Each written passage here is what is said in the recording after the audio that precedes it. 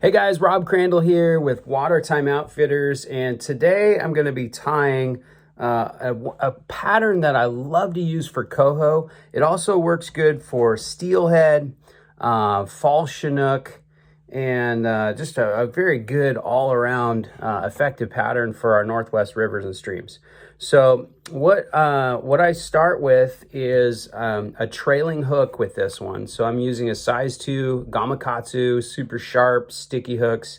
I've got a 30-pound braided line on here. So this is going to be tied to a shank, and that's going to give us movement in the water. And that's one of the keys with this fly, is it really moves and is very animated in the water. I'm using Danville flat wax nylon. This is a really a hot pink, really good color for coho and steelhead. And I'm just gonna pop that on there. The idea here is I'm not doing a lot with the back end of this, but I've got this stinger hook set up so that this, if the fish, typically they'll grab this fly from the back end. And so I like to have that hook right at the back. This is just real simple here, whip finish, and I'm done. I've tied on the rabbit fur to the end here, and now we're gonna put on the shank. This is Aquafly shank. This is their 26 millimeter shank. And with this, I'll be tying on a lead eye, and I'll be adding on this portion that I just tied on here. So I'm going to put that lead eye on first. You can use a variety of different lead eyes depending on the fishing conditions. Also even use a tungsten just eyes like this, or just beads. Something like this here works really well. A good color combo. After you use it for a while, those do tend to kind of wear down. The finish comes off of those fairly quickly. And then I'm just going to add this lead eye on here. A couple good figure eights, lock it in. Make sure that lead eye is not moving and shifting around while you're fishing it. Good solid wraps, and this flat wax nylon works good to hold these solidly in place. Now, what I want to do here is when I tie this, I want this, I want the hook point to ride up opposite of the lead eyes here. So I wanted to tie this in appropriately. I'm going to tie this in the braided line here. And the length that I tie this in is just going to help, determine how long the overall fly is, of course, and then also the animation that I get with the tail. So sometimes I want it small. Maybe it's low, clear water conditions. Sometimes I want it bigger profile. Say we just got a good rain and, the water's a little off color. You'll want it a little larger. But that's kind of where I like to start. Okay, so the hook eye position should be up for the hook point, and that's going to help reduce our snags. So we're going to get fewer snags, and we're going to lose fewer flies that way. Because the lead eye here, that's going to help the fly ride in the water the way we want it to ride. Okay, so now I've attached the rabbit fur here. I want to get that kind of just snug so that it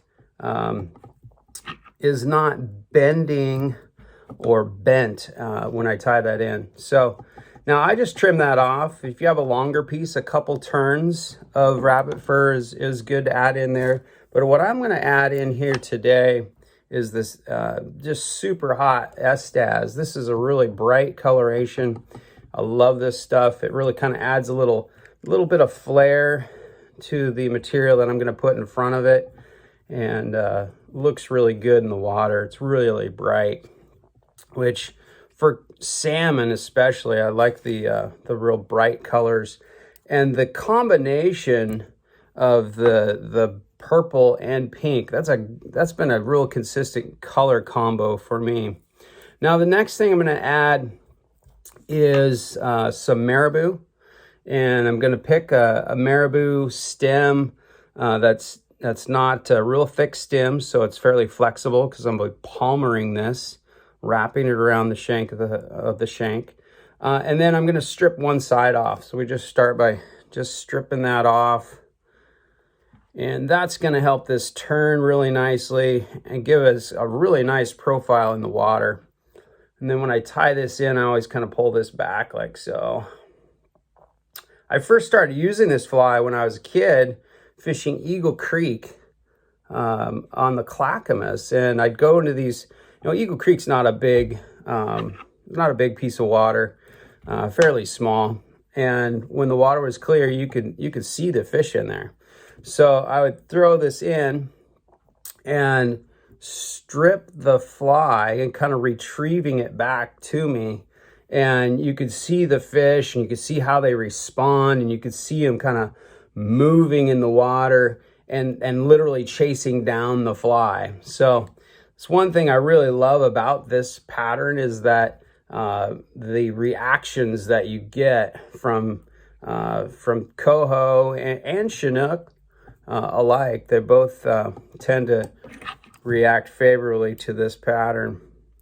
Typically, when I'm fishing this fly, I'll be using a sinking tip and a retrieve. So this fly, I'm typically retrieving it, giving it some motion, some movement in the water.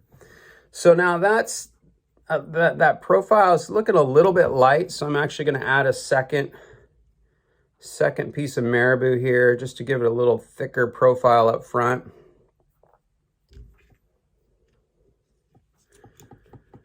Okay. Sometimes when you're dealing with marabou, it can be really wispy, and just wetting it a little saliva on your fingers and just a wrap or two can really help make it a little easier to manage marabou. Okay, so that's a little fuller look. I like that a lot better. And give that a careful wrap in there. Okay, trim that off. And wet my fingers, pull that. See how that kind of flattens it down, makes it a little easier to work with. Now here's the fun part. I like to add some flash to this. A little flash, gives the fly a lot more allure, right? So one of my favorite flashes to add to this is the a Mirage flash. It's kind of a Flashabou, and this is very bright.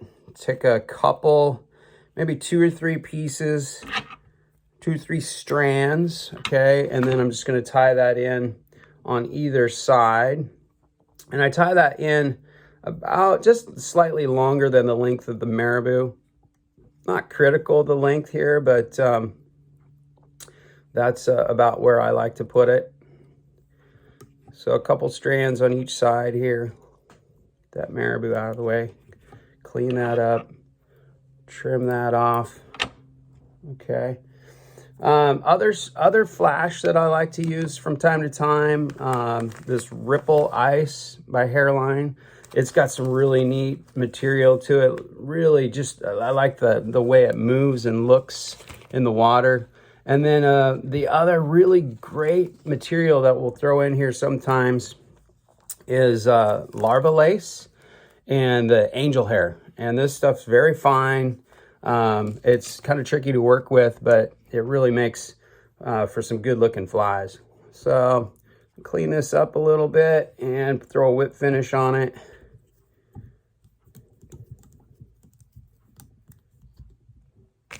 Something like that there. What you've got, finished product, when this thing is wet, it's gonna move and swim and look alive in the water. You've got that dark and bright contrast with the purple and the pink. Actually, I like cerise. This is actually cerise. It's a little bit of a hotter, brighter pink. So when this is in the water, we'll cast and let it sink and then retrieve. So strip, retrieve, and that's gonna make this fly kind of dance in the water. So there you have it. a killer pattern, especially for coho and Chinook in the fall, but also really good for steelhead as well. So good luck and catch some fish.